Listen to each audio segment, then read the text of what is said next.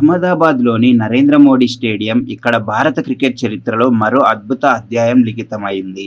2026 ICC T20 ప్రపంచ cup ఫైనల్‌లో team India న్యూజిలాండ్‌ని 96 పరుగుల భారీ తేడాతో చిత్తు చేసింది.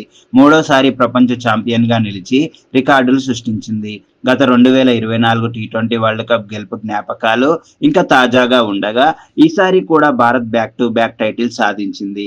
టీ20 చరిత్రలో వరుసగా 2 సార్లు గెలిచిన మొదటి జట్టు మరియు 3 సార్లు ఛాంపియన్ అయిన ఏకైక జట్టుగా భారత్ తన ఆధిపత్యాన్ని చాటేసింది. టాస్ ఓడి మొదట బ్యాటింగ్ చేసిన భారత్ 20 ఓవర్లలో 5 వికెట్లకు 255 పరుగుల భారీ స్కోర్ సాధించింది. సంజు శాంసన్, అభిషేక్ శర్మ, ఇషాన్ కిషన్ ఈ ముగ్గురు కివీ బౌలర్లపై కనికరం లేకుండా విరుచుకుపడ్డారు.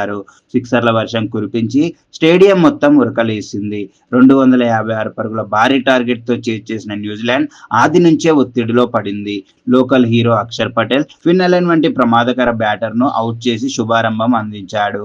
ఆ తర్వాత జస్ప్రీత్ బుమ్రా మాయాజాలం కేవలం 15 పరుగులిచ్చి 4 కీలక వికెట్లు తీశాడు. ఒక దశలో హ్యాట్రిక్ తీసేంత పని చేశాడు. మిచెల్ శాంట్నర్, జేమ్స్ నిషామ్ లాంటి సీనియర్లను అద్భుత స్లోయర్ డెలివరీలతో క్లీన్ బౌల్ చేశాడు. టీమ్ సిఫాట్ ఒక్కడే 52 పరుగులతో పోరాడాడు, కానీ వరుణ్ చక్రవర్తి అతన్ని అవుట్ చేయడంతో కివీస్ పతనం పూర్తయింది. చివర్లో అభిషేక్ శర్మ బౌలింగ్లో జాకబ్ డఫీ వికెట్ తీయడంతో న్యూజిలాండ్ 19 ఓవర్లలో 159 పరుగులకే ఆలౌట్ అయింది. ఫీల్డింగ్లో కూడా భారత్ అద్భుతం. ఇషాన్ కిషన్, తిలక్ వర్మలు పట్టిన క్యాచ్లు మ్యాచ్ ఫలితాన్ని శాసించాయి.